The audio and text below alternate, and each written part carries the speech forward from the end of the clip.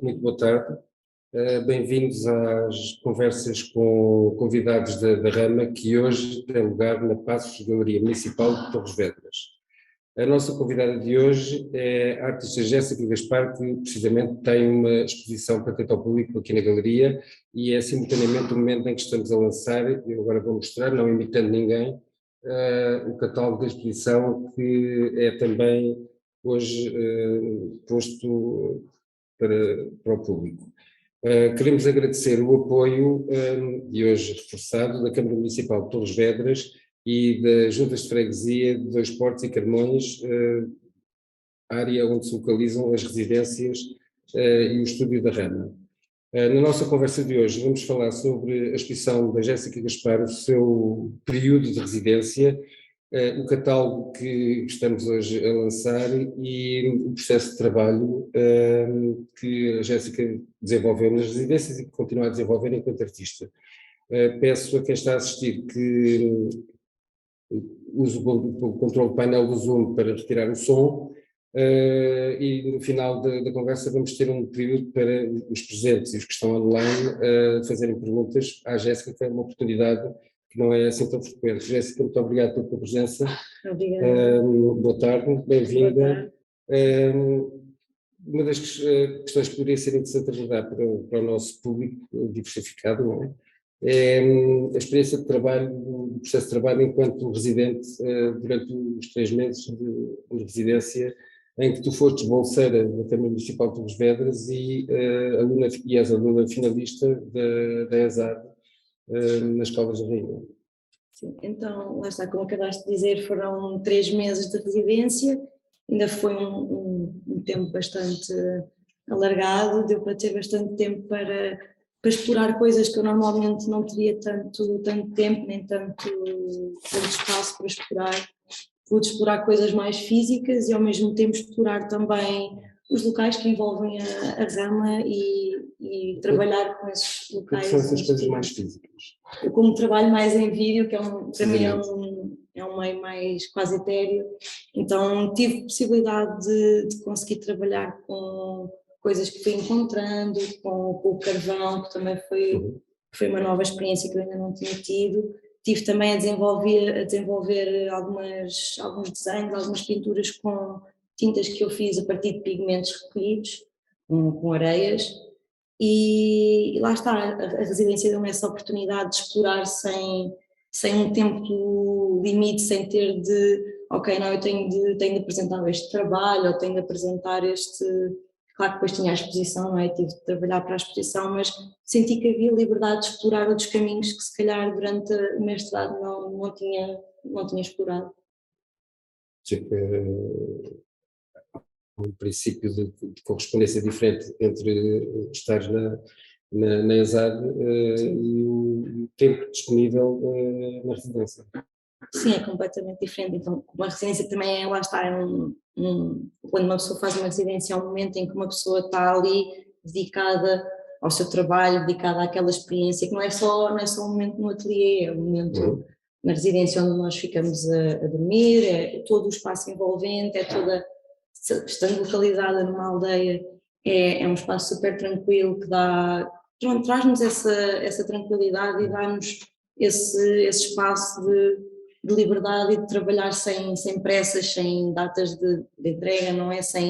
Também sem também tem uma vantagem em termos de metodologia de criar um sistema de Sim, por outro compromisso. lado é isso que também, como temos esse tempo já ditado para aquilo, que é específico para aquilo, parece que uma pessoa desenvolve muito mais aquela motivação de ok, vou acordar às 9 da manhã, vou trabalhar nisto, depois tenho o meu tempo relaxado de almoço, depois volto, parece que a pessoa tem outro ritmo de trabalho naturalmente, sem que seja uma coisa forçada, sem que seja... a experiência de certa forma de ser artista a tempo inteiro. Não? Sim, exato, que às vezes não acontece, não pode ser sempre.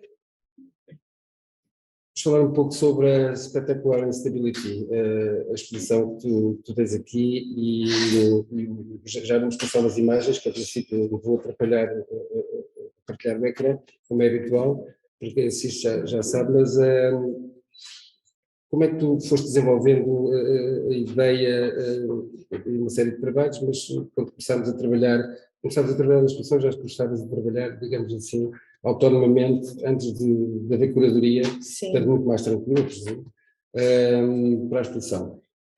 Lá está, eu já tinha alguns trabalhos que eu já tinha vindo a desenvolver, um deles é o Transmutations 1 e o Transmutations 2, só que depois o Transmutations 2, que sim, podemos colocar uma imagem. Sim, não, mas pode-me falar e continuar. Esse foi refeito durante este período de residência, mas o primeiro já era um trabalho que eu já tinha dado como concluído, mas que a exploração dentro desse meio, desses objetos que eu estava a trabalhar, eu queria continuar, que era o gelo neste caso. E então parece que tem um bocado um ponto de partida a água, o gelo, que vem de uma necessidade de um bocado. O trabalho que estou a falar, que nós temos aqui, é precisamente o que aparece. É o primeiro. É o primeiro. Está aqui.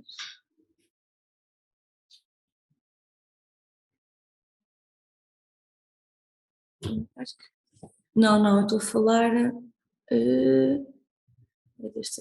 Sim. Estava a falar deste aqui. O outro também já vinha, mas pronto, também estava a falar deste aqui porque teve um desenvolvimento um bocado. Está mais em relação com as outras peças, ao mesmo tempo. Tem as peças estão frente a frente, e então vou começar por falar desta peça. O que é que eu disse? Lá está, este trabalho vem de uma necessidade um bocado de explorar uma sensação nostálgica. Todo o meu trabalho vem um bocado daí, que é estas... Então, vamos falar um pouco sobre acho que era interessante falarmos, porque isso foi um dos conceitos que apareceu inicialmente nas nossas conversas acerca do teu trabalho. Okay. Sim, lá está, esse conceito é transversal a quase todo o meu trabalho, porque eu sinto um bocado esta necessidade de trabalhar esta transformação à nossa casa, ao planeta, que nós não conseguimos travar, é quase uma força que neste caso somos nós essa própria força que transforma a nossa casa, que transforma o nosso planeta, e isso traz-nos uma certa angústia, uma certa saudade. E então esse termo nostalgia serve para intitular essa sensação. Nostalgia. Sim, é isso, é nostalgia, saudade, relacionada com alterações a algo que nos é quase intrínseco, que é a nossa casa, o nosso ambiente. E geralmente é isso que eu trabalho com os meus vídeos e com as minhas peças. É essa angústia graças a essas transformações. A exposição, que já vamos passar algumas imagens, é composta por uma escultura que incorpora vídeo e 4 vídeos.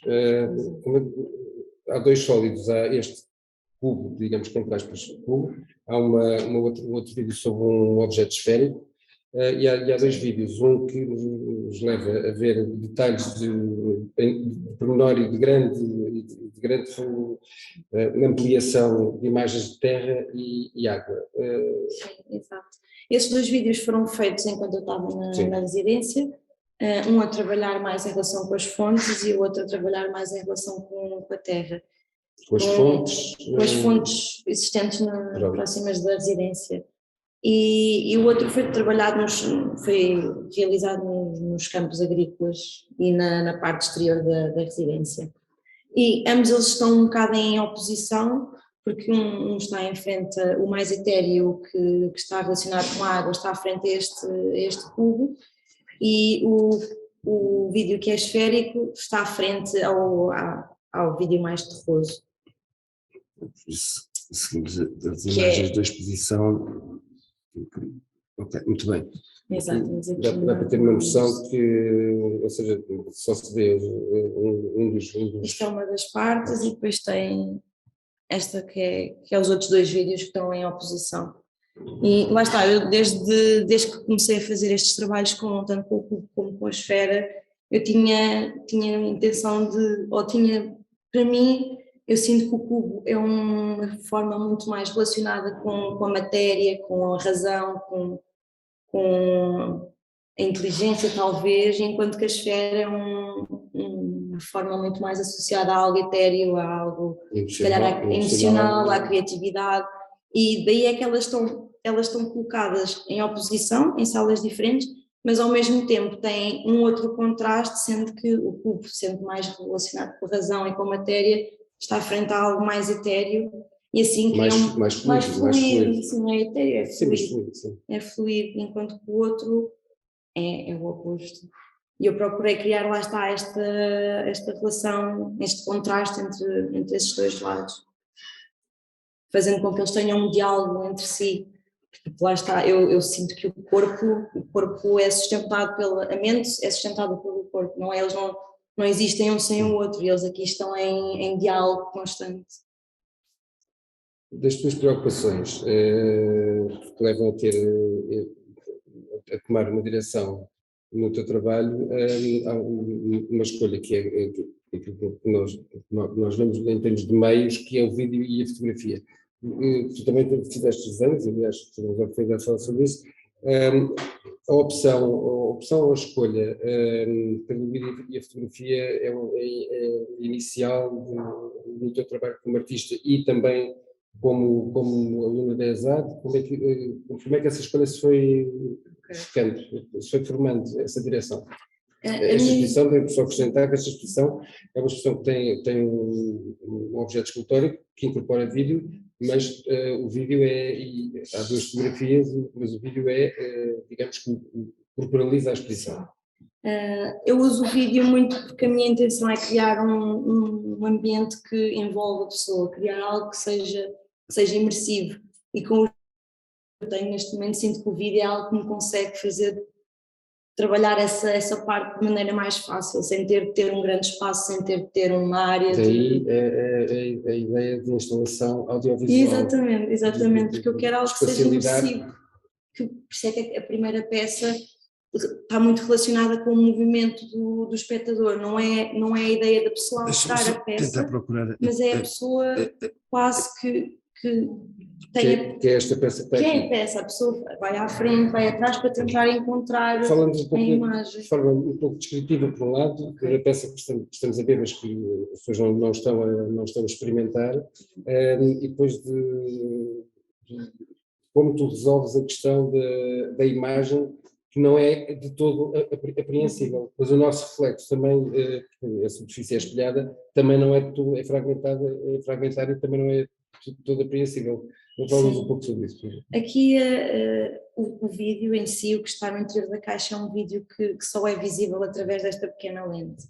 E apesar de que tem uma lente para observarmos e dá para ver a imagem, a pessoa nunca consegue realmente ver a imagem com clareza, porque se aproxima muito a imagem fica completamente desfocada e não dá para perceber, e quanto mais se afasta é que a pessoa consegue começar a perceber algo da imagem, mas o que está mais presente, graças à superfície espelhada, é o nosso próprio reflexo.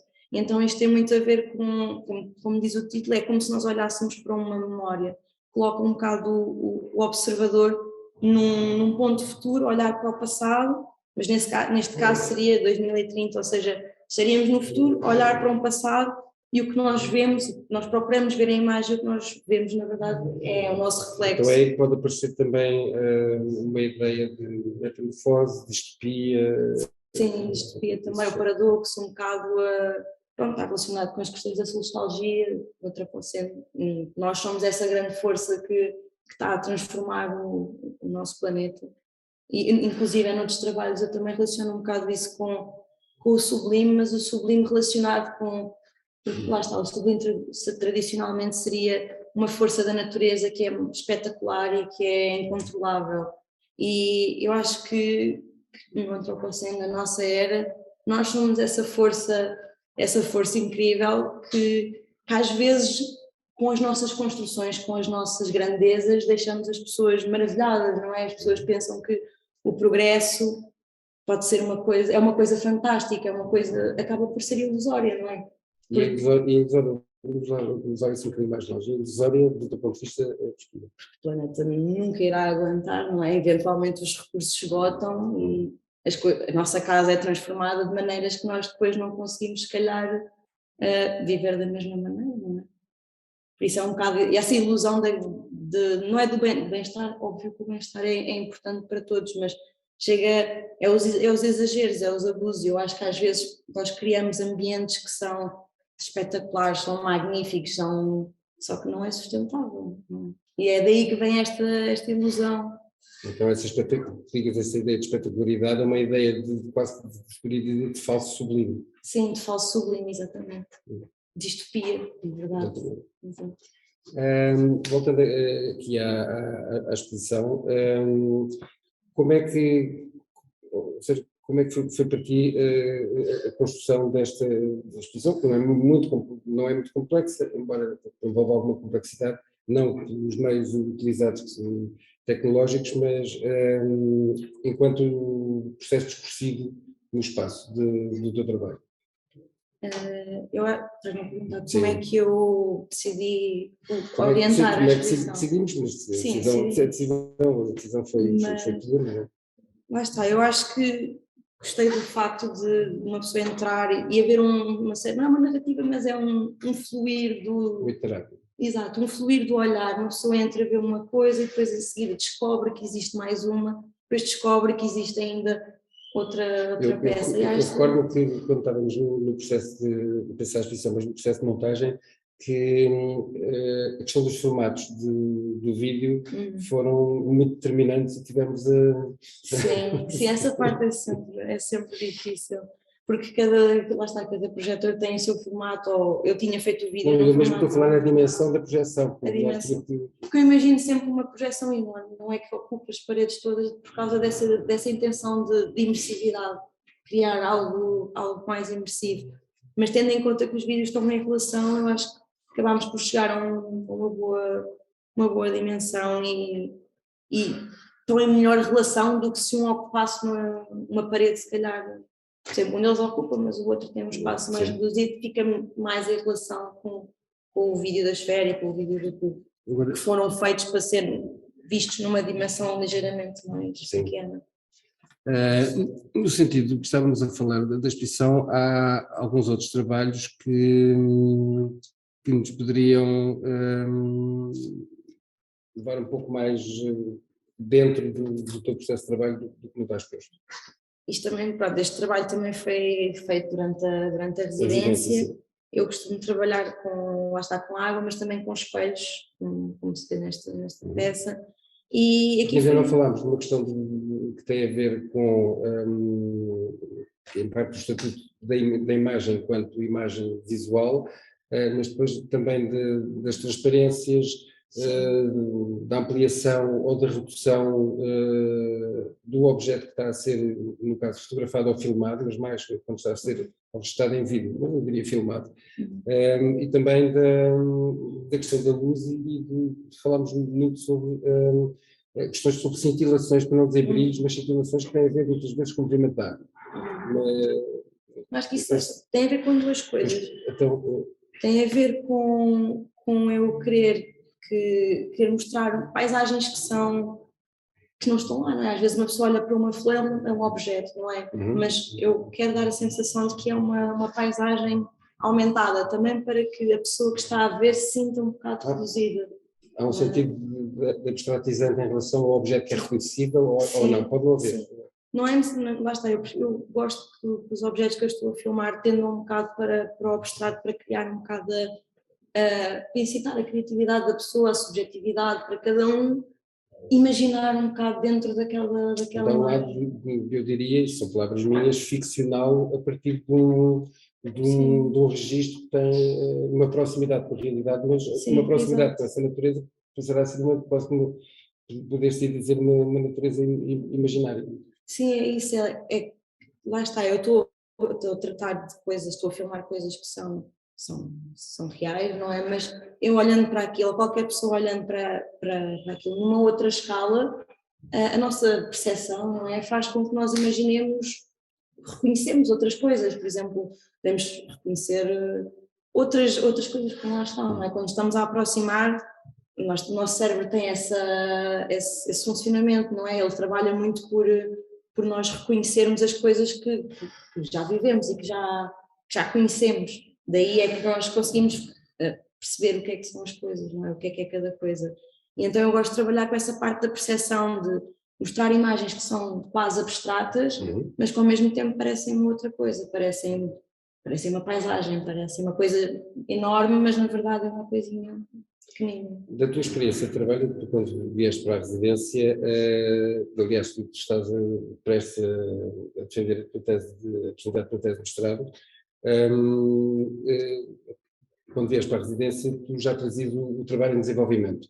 Essa experiência na ESAD, onde acabou por ser refeita uma das obras que está aqui e esse agradecimento à ESAD tem de se fazer, embora ainda sejas aluna, mas tem de se fazer porque foi uma colaboração, além de outra para esta exposição, muito, muito importante.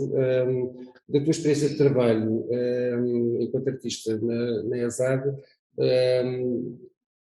há ou seja, o que é que tu trouxeste para a residência para desenvolver o trabalho? Porque eu fiquei com a ideia, enquanto no meu trabalho editorial contigo, que esse desenvolvimento era um desenvolvimento linear, ou seja, quase como se não houvesse uma alteração, e digo isto no sentido muito positivo, ou seja, o trabalho já vinhas a desenvolver, continuaste a desenvolvê-lo com um pouco mais de tempo, como já falámos, com uma diferença de não estar condicionado a horários, como é próprio, mas o trabalho vinha já muito amadurecido, poderia dizer.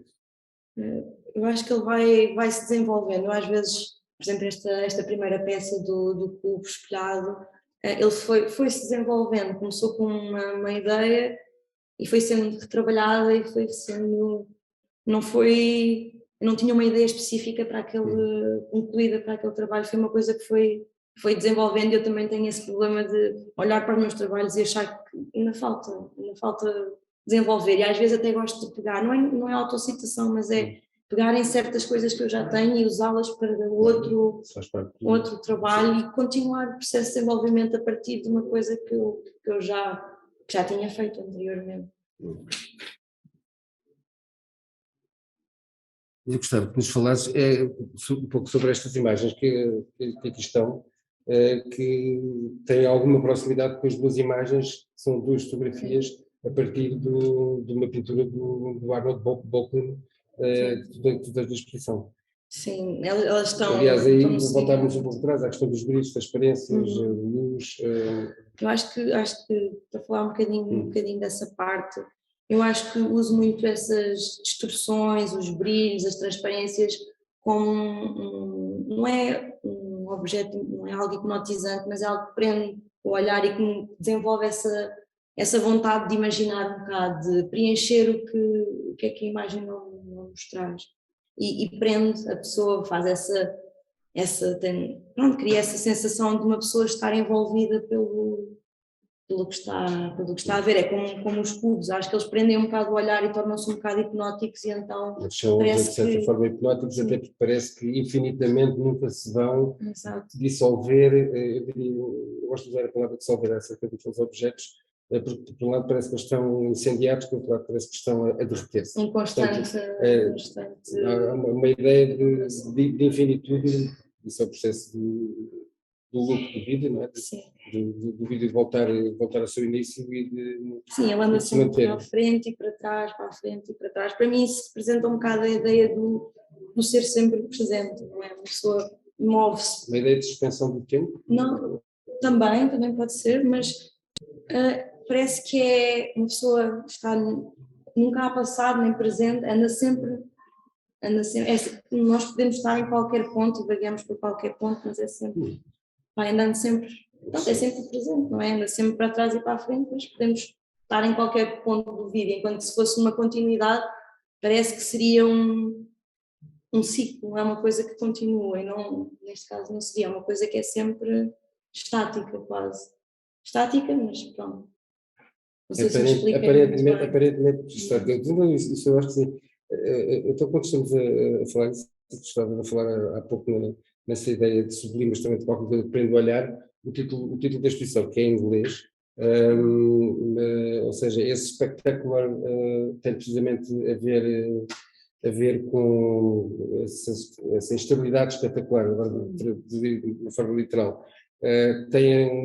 Chegas a este título da exposição como? Eu estive a fazer a escolher pôr várias ideias num papel e enviei, não é? Falámos e chegámos a essa conclusão, porque Eu acho que espetacular faz todo o sentido, porque é trabalhar essa ideia de algo que nos cativa, algo que nos hipnotiza e que nos surpreende também, não é? Está relacionado com maravilhamento. Exato, que eu também ainda não falei, mas também é um tema que me interessa e que pronto, está relacionado. Mas lá está, e depois é criar a ideia de um bocado o paradoxo, porque a instabilidade geralmente não é apreendida como algo que é espetacular, que as pessoas querem, que as pessoas desejam, não é? E depois lá está, em relação com todas as peças, há sempre esta, por exemplo, na primeira há a instabilidade do olhar, a pessoa anda para a frente, anda para trás, na outra há a instabilidade dos elementos, que eles estão líquidos, sólidos e ao mesmo tempo estão em constante transmutação, evaporação, e o espetáculo também está relacionado com esses brilhos, com essas transparências, com essas coisas que nos fazem imaginar e que nos maravilham de certa forma, que nos espantam. Há pouco falávamos pela tua frequência de exato e tu estás portanto, a apresentar no teu mestrado o que é o tema e se é que se pode falar do teu mestrado. O título é Arte Próximo Diocene, está relacionado com a ideia da sociologia, mas também do artista xamã e da arte imersiva, porque foi o ponto de partida, foi eu tentar perceber como é que eu poderia transformar ou tornar as minhas peças mais imersivas. E então eu fui fazer uma exploração de autores e de conceitos e acabei por trabalhar também numa coisa que é completamente oposta, foi mesmo quase criar uma hipótese e tentar corroborá-la. Eu tentei trabalhar só em som, eu fiz uma peça que é só sons que eu fui recolhendo, em conjunto com sons binaurais. Sons binaurais para o segundo. Sons binaurais são frequências que são ligeiramente diferentes e que ecoam, que têm várias frequências, não é? Podem ir de frequências gama a frequências delta, neste caso é o que eu trabalho na minha peça, e umas transmitem mais uma irritabilidade e as últimas são mais relaxantes, ou seja, uma pessoa durante a peça, a minha intenção era que sentisse essa passagem. Exato, haver essa instabilidade de passagem de um estado de alerta, de atenção também, para um estado de relaxamento e para um estado de introspeção. E a ideia era essa peça ser apresentada completamente na escuridão, para tentar perceber se os sons auditivos conseguem transmitir outras sensações que não sensações auditivas. Sensações corporais, por exemplo, sensações... Sinestésicas. Exatamente, trabalhar um bocado da sinestesia. Exato. E foi um bocado dentro desses temas que eu trabalhei. Essa obra só se vai ver quando for apresentada a tese. Essa obra já teve nas exposições de uns amigos, mas não é mais. Sim. Desconhecimento meu, não deveria ter, mas. Então, de um certo ponto de vista, o teu trabalho académico tem uma ligação muito estreita com o teu trabalho artístico. Sim. Até ao nível de investigação Sim, teve. Foi também, lá está, foi perceber os conceitos e perceber essa forma de tornar o meu trabalho imersivo, mas falando também, eu também relacionei com o pensamento da Hannah Arendt sobre o corpo, sobre as sensações e falei, a introdução é um bocado sobre isso. Primeiro é sobre o estado atual do antropoceno, não é?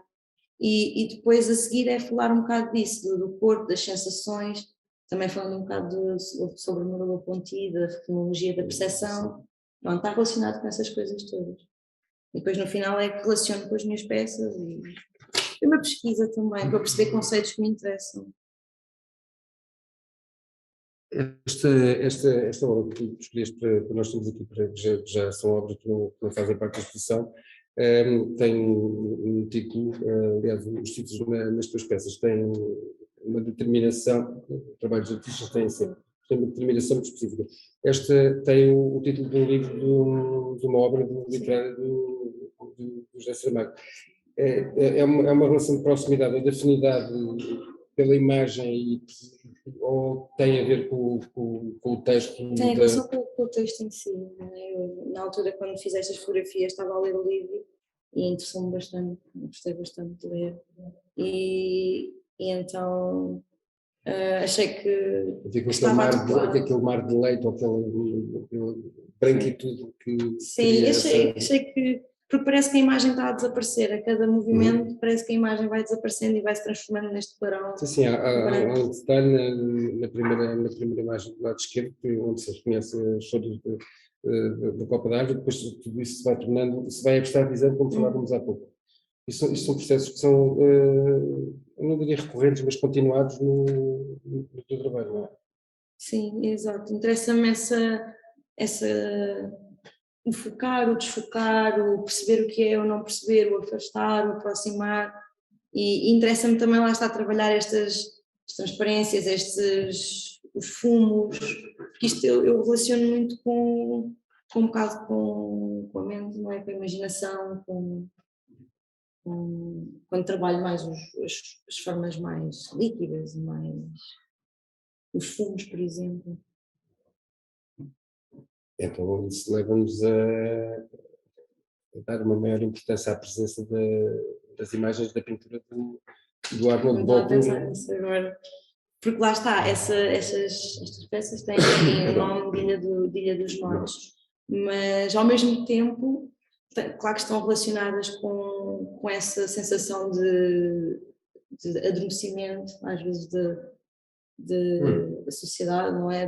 Porque nós estamos constantemente a levar com estímulos, quer seja o telemóvel, quer seja a televisão, todos esses estímulos afetam a nossa percepção. E então acho que conseguem desensibilizar-nos de certa forma. Por isso é que eu também trabalho muito a arte imersiva, porque é para chamar essas sensações, para não deixar quem está a ver a peça indiferente.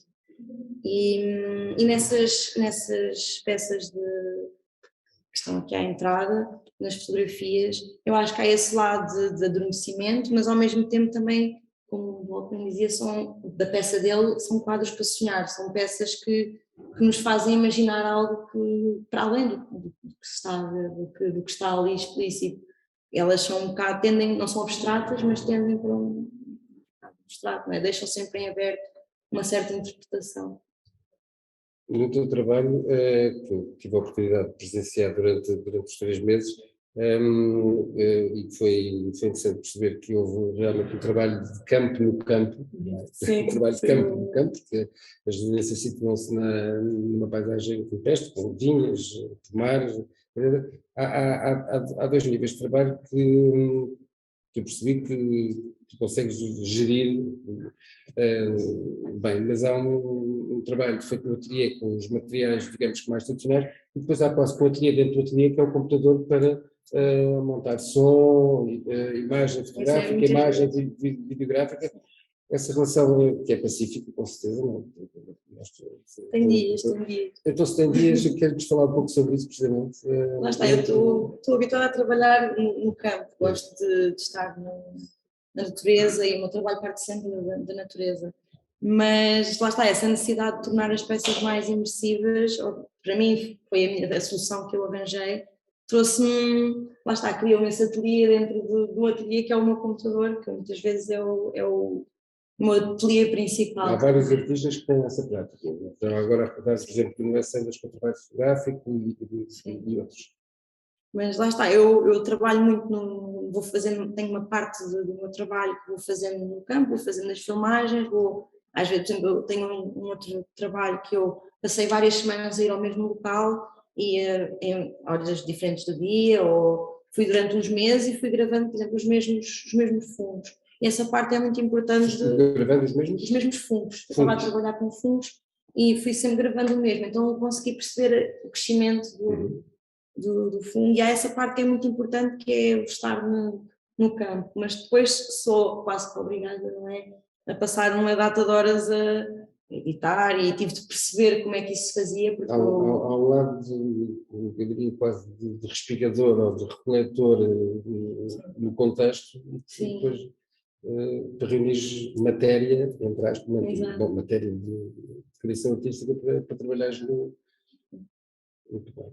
Depois vou fazendo todo o resto do restante trabalho. Às vezes, geralmente, é sempre separado, o som é separado do vídeo, por exemplo, o som do vídeo. Olha, Olha, ótimo. O som do cubo foi feito em gravações diferentes, o som da esfera foi feito em gravações diferentes, há vários momentos de escolha. Sim. E depois a mistura e a residência artística com ela, em Torres Vedras. Só fiz aqui. desliga o som. Desculpa, Cláudia. Sim, dizer adeus.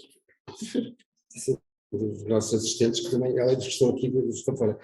Há novos projetos que estás a desenvolver neste momento, tens esta expressão ao público? Sim, claro, continuo a desenvolver. Neste caso, estou a fazer, não é uma versão invertida do cubo, não é de fora para dentro, mas é dentro da mesma linha de trabalho, com os espelhos e com o cubo, mas que agora a próxima ideia será criar um olhar sobre algo que é infinito e um espelho que se espelha para dentro e que se espelha para fora. Um cubo que tem esses dois lados. E lá continuo a trabalhar com fotografia, tenho feito muita fotografia, porque agora, como não tenho assim um ateliê muito espaçoso, o meu computador voltou a ser o meu ateliê principal e então é o que eu tenho feito mais. Mas essa ideia é autoportante, a portabilidade de um dispositivo não é a mesma coisa que um bloco de notas, com um notebook ou que o computador permite fazer uma série de outras funções e de outras tarefas, como sabemos. Mas há uma certa ideia de portabilidade. Eu há pouco, quando falava lembrei-me do Noé Sanders, lembrei-me porque ele trabalha em fotografia e trabalha durante estes períodos que tivemos a pandemia e o confinamento, foi mais reduzido o seu circuito de viagem. Ele trabalha entre Lisboa, Berlim, Madrid. E o trabalho vai-se passando em trânsito, e o trânsito está precisamente dentro do objeto informático. É uma mais-valia, lá está. Às vezes, por isso é que eu acho que no meu trabalho eu procuro esse equilíbrio entre o que é natural e o que é tecnológico, porque nós não podemos de maneira alguma negar completamente a tecnologia e achar que isso pode ser uma solução, não é? Mesmo tendo em conta... Além que é uma questão irreversível. É impossível. Eu acho que o que nós podemos fazer é arranjar esse equilíbrio entre o material, entre as coisas tecnológicas e entre que nos ajudam e que... Isso leva-me a pensar, já falamos disto, uma certa consciência crítica permanente que tu tens em relação a estas questões de partidos como tomas como objeto de trabalho a natureza ou uma ideia de natureza, mas depois uma consciência crítica sobre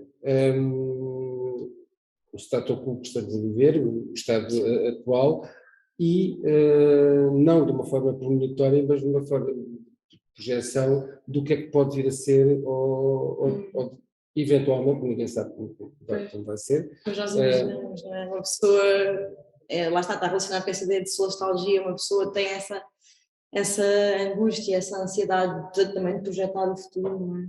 E de tentar perceber que posição é que pode tomar.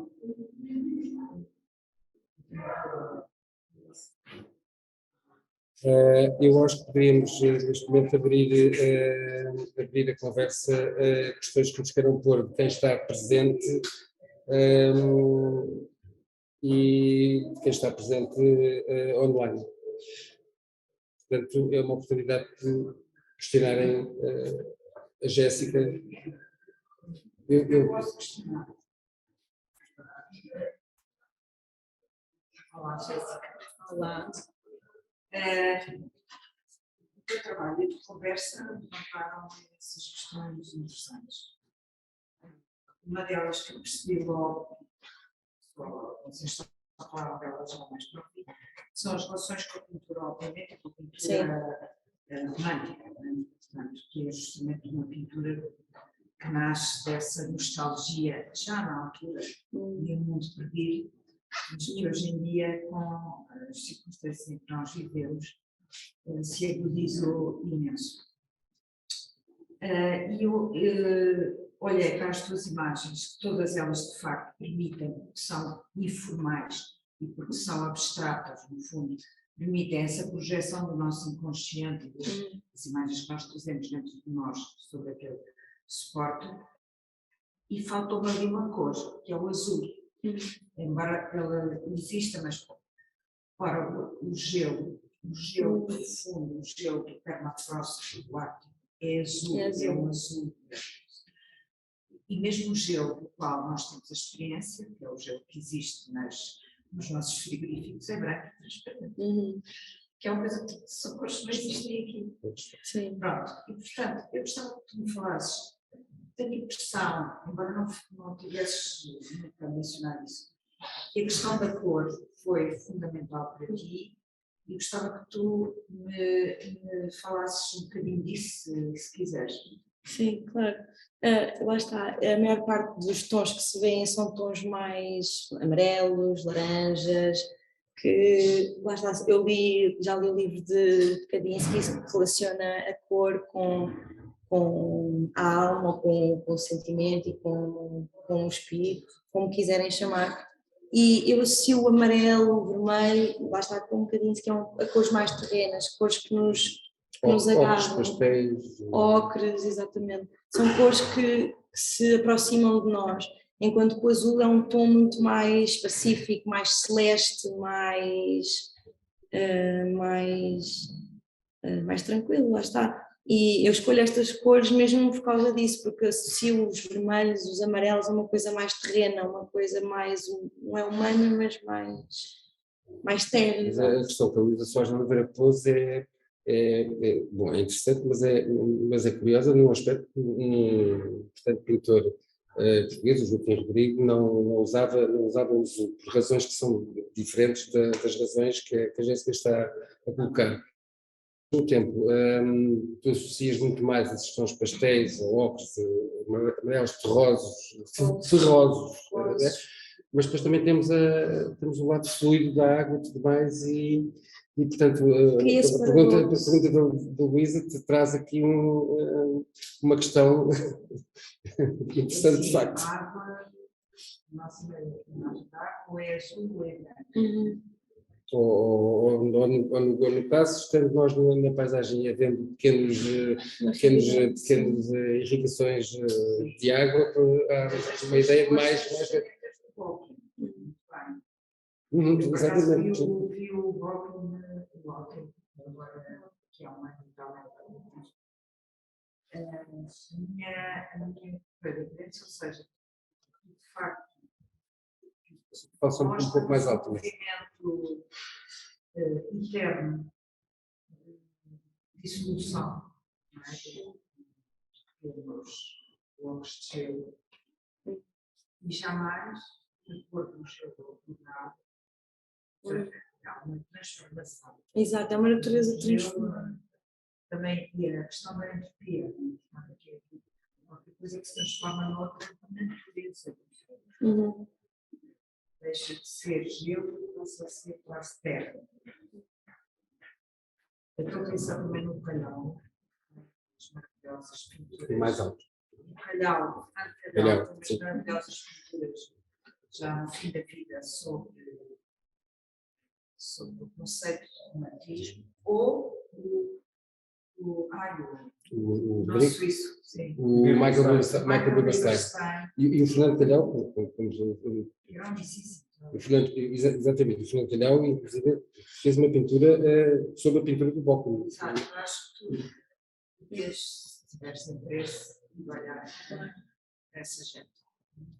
Obrigada. Obrigado, Luísa. Alguém tem mais alguma questão? Aqui tenho quase mais uma observação do que uma questão, porque conheci o trabalho e vi muito mais o trabalho em fotografia, e quando começou a aparecer o filme ganhou um sentido maior, até tudo o que estás a dizer, porque o filme implica também um tempo de envolvimento, não é? Com os materiais e com a observação das situações, e deu mais espessura ao próprio trabalho. E eu acho que seria muito diferente essa tua procura depois permanecer na fotografia e ela agora aparecer no filme. Acho que ela faz mais sentido até nesse teu lado mais interventivo de consciência destes temas, estava a falar. Sim, as fotografias surgem, desculpa, queres contar? Não, e até a própria escala do objeto. Sim. E eu já não vejo como filmes, vejo muito como objetos nestes seus filmes. Pois, lá está, eu não costumo nem imprimir fotografias, porque só quando é preciso por causa da questão, pronto, ecológica, não é? E porque eu sinto um bocado, as fotografias são quase, são feitas a par com o vídeo, eu vou trabalhando no vídeo e vão surgindo as fotografias, quase como complementaridade aos vídeos que eu estou a trabalhar. Eu geralmente, há fotografias que eu tenho que foram mesmo, pronto, ok, é um trabalho separado, mas a maior parte das vezes as fotografias surgem a par com o trabalho de vídeo. E até todas estas fotografias que aparecem, elas têm uma distância, não é? Do observador que os filmes não têm, os filmes estão Estão mais próximos. Também depende das fotografias. Sim, as que apresentaste agora. As que apresentei, sim. Os tais contrastes. Sim, lá está, os vídeos é muito mais uma aproximação à imagem, ao macro, enquanto os outros é como estavas a dizer, à distância. Daí também também há esse contraste. Não é? Sim, a minha questão é uma questão muito primária e não se prende o trabalho, mas sim com um processo de curadoria, a metodologia de curadoria, a relação entre o curador e a artista, porque nesta conversa, isto é uma leitura pessoal, é aquilo que me parece que o João está a fazer, é no fundo a elicitar uma certa reflexividade crítica da artista sobre o seu trabalho, que no fundo ajuda a eliminar a racionalidade de algumas das opções, a criar uma teia de sentidos e de inteligibilidade que aprofunda o próprio discurso que a artista constrói relativamente ao seu trabalho. Expande inclusivamente o vocabulário, enfim, há aqui um diálogo que, enfim, nesta leitura pessoal que estou a fazer, tem esta reverberação. E a minha questão é, ao longo do processo, quais os papéis que vão sendo assumidos entre a artista e o curador? Eu acho que uma parte, se vereadora, uma pergunta difícil, muito pertinente, mas difícil. Uma parte seria a Jéssica a responder, mas eu vou responder do ponto de vista do curador, mas eu gostava que ela depois também respondesse. No início, quando a Jéssica foi escolhida como bolseira, portanto a exposição já estava inscrita no calendário, digamos assim. A Jéssica falou que finalmente se estava a trabalhar sem calendário, mas havia um calendário para fazermos a exposição que ocorreu, e eu aproveito aqui no meio da minha resposta para agradecer o esforço da equipa de todos. Montar uma exposição de vídeo não é uma tarefa fácil em nenhum lado do mundo, em nenhum museu do mundo, em nenhum centro de arte, e aqui não foi fácil, mas não foi difícil, e conseguimos ter uma exposição de grande qualidade. E isso é um agradecimento que temos de fazer, eu próprio. O início do período de residência, como acontece com outros artistas, tem digamos que há um lado de conhecer o trabalho, de aproximação, de começarmos a dialogar, e nesse aspecto a Jéssica, eu diria, eu vou usar mesmo esta palavra, foi sempre muito combativa e determinada sobre opções que têm a ver com questões estéticas do trabalho, preocupações que são preocupações algumas políticas, como vimos aqui, e isso obrigou-me a fazer um exercício de eu ter que entrar num universo intelectual no bom sentido, e de reflexão e de pensamento que a Jéssica trazia consigo, uma série de questões. Se eu tenho preocupações ambientais, preocupações não as tenho como a Jéssica tem. A Jéssica tem essas preocupações trabalhando um processo artístico e tentando e desenvolvendo e tentando, eu aceito o tentando, porque o trabalho artístico tem esse lado de ir sucessivamente resolvendo questões, tomando decisões, e depois também deixar-se encantar, que eu acho que isso acontece no trabalho da Jéssica pelo próprio universo das imagens, do universo estético, mas sem esquecer esse lado de preocupações que estão também da esfera da antropologia, da sociologia e tudo mais. Foi um processo muito trabalhoso, estamos a confessar que foi, que exigiu que eu abrisse um pouco mais a minha forma de olhar para um processo de trabalho artístico e obrigou-me, inclusive, a estudar algumas coisas. E desse lado foi muito desafiante, porque a Jéssica é uma artista relativamente jovem, está a acabar agora a sua formação universitária, no Politécnico de Tomar, na ESAD, mas tem, do ponto de vista do trabalho de investigação, um trabalho já com, digamos, com uma metodologia que é própria, cada um traço, cada artista tem o seu. O técnico de Leiria. Leiria, peço desculpa, pronto. Leiria. Pois a geografia não será, no meio desta conversa, a geografia não será, e temos aqui o professor João dos Santos, que é diretor da ESAD, portanto já a coisa já ficou, pronto, mas também digamos que não alargou muito o âmbito, nós estamos muito longe, e eu peço desculpa. Desse ponto de vista, no meu trabalho como curador, como eu entendo, é um trabalho não é trabalhar sobre. Não estamos a falar de um artista que está jovem, vivo, muitos anos, mais, ou seja, não é um trabalho que poderia, digamos, com um olhar histórico sobre um determinado período, ou um determinado período de um artista. Portanto, aí é trabalhar confrontando o artista com questões que, na forma como eu entendo o meu trabalho, é o próprio trabalho com essas questões ao artista e que me põe a mim. E é nesse aspecto que, muitas vezes, de uma forma quase desarmante, no processo de trabalho, imagens que iam aparecer, pequenas esculturas, trabalho que está em processo, trabalho que pode não ser concluído, e que é desafiante nesse aspecto. Isto é o meu ponto de vista, a Jéssica dirá do ponto de vista dela, mas nesse aspecto foi muito gratificante, como tem sido as experiências na residência, mas neste aspecto que chegámos até digamos, um determinado patamar em que há uma exposição, e essa exposição tem também um compromisso com o espaço expositivo que apresenta, com o público.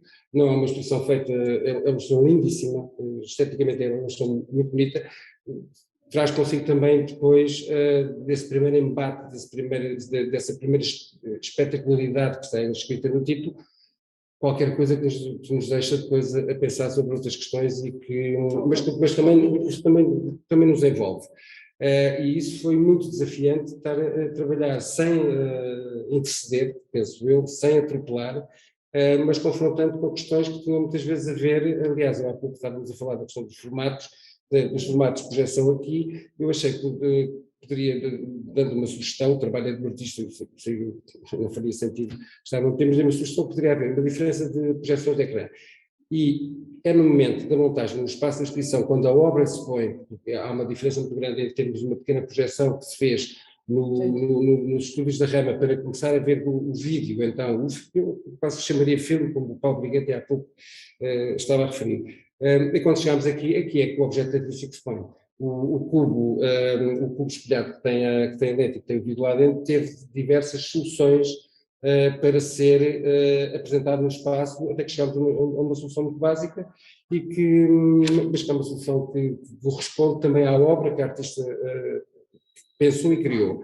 E no espaço da exposição tivemos um momento de, por que não, fazer uma alteração dos formatos de projeção, e aí é que eu tomei consciência, e isto eu digo abertamente, que a questão do caráter imersivo do trabalho fazia absolutamente sentido. Eu estava absolutamente enganado acerca da ideia que tinha em que um dos vídeos poderia ter, até porque era um vídeo mais cristalino, mais fluido, ou seja, havia essa questão da cor, do brilho, da luz, com a falta do azul, como foi referido a Luísa muito bem, e naquele momento eu percebi que eu estava um passo atrás. E fazia absolutamente sentido, visitámos a galeria antes, com a vossa equipa, tudo, para ver questões técnicas, tudo mais, e fazia absolutamente sentido aquilo que a Jéssica tinha pensado. E isso deixou-me absolutamente satisfeita de trabalhar com um artista que tem um domínio do processo de trabalho que está a desenvolver. E isso levou-me também neste caso específico, alguma aprendizagem. E trabalhei com outros artistas que usam vídeo, só vídeo, ou grande parte da sua obra vídeo, mas é outro contexto, outro tipo de questões que põem, que, desse ponto de vista, a Jéssica, enquanto artista, da forma como pude entender, não é avaliar, porque eu não estou aqui para avaliar o trabalho de ninguém, é muito desafiante, mas sabe ouvir. Mas depois é desafiante e é combativa, e isso foi muito gratificante. E estou satisfeitíssimo por ver esta exposição, que a exposição é da artista e é da Passos Galeria e da Rama, todo um contexto de uma série de pessoas, onde a minha intervenção de facto, é estar com. E é um bocado, lá está, é criar umas balizas, uma pessoa às vezes não tem noção do que é necessário ou do que é. Um curador sabe exatamente essas coisas todas que às vezes um artista pensa, isto assim, a minha peça é assim, eu penso assim, isto está bom. E às vezes há certas coisas que não são assim, não podem ser feitas assim. Às vezes nós, por exemplo, partes de coisinhas de catálogo e coisas assim, que às vezes nós não temos muito bem a noção de que não está correto. Irás ter, isso é um processo. Exato, é uma coisa que se vai desenvolvendo. Exato. Mas então, na questão do trabalho das próprias obras. Houve conversa, lá está. Eu gosto muito de receber esse feedback, a maior parte, até aqui, mesmo antes de ir para a residência. O meu trabalho sempre funcionou muito com esse feedback, tanto com amigos, com professores, com o que fosse. Eu sempre apresentei as minhas ideias, e geralmente se há coisas que eu tenho ideias que é fixo, tenho uma coisa que quero transmitir, é assim. Mas também gosto de receber feedback e de às vezes perceber, ok, não é isto, o que eu quero não é o que está a passar outra coisa. E é importante também receber isso e às vezes levantarem-nos certas questões, mas porquê que fizeste isto assim? E às vezes uma pessoa pensa, não, ok, se estás a perceber que isso é assim, não era isso que eu queria transmitir. E às vezes é bom uma pessoa ter essa noção e ter essas balizas, essas não sei balizas, se respondemos, mas desta parte eu acho que a resposta, não sei, só não. Muito bem. Se não houver mais questões, de quem está online ou de quem está presente, muito obrigado. Muito obrigado ao Politécnico de Leiria, não me enganei. Pronto, peço desculpa mais uma vez. Também à Luísa Sá Oliveira, que é professora na ESAD Politécnico de Leiria, mas é também curadora e crítica da arte do Jornal Público, neste caso à Rama, à Câmara Municipal de Torres Vedras, por inclusive proporcionar aqui esta conversa e todo o contexto e apoio que, no fim de contas, fez com que esta exposição seja um momento de arte contemporânea em Portugal. Obrigada.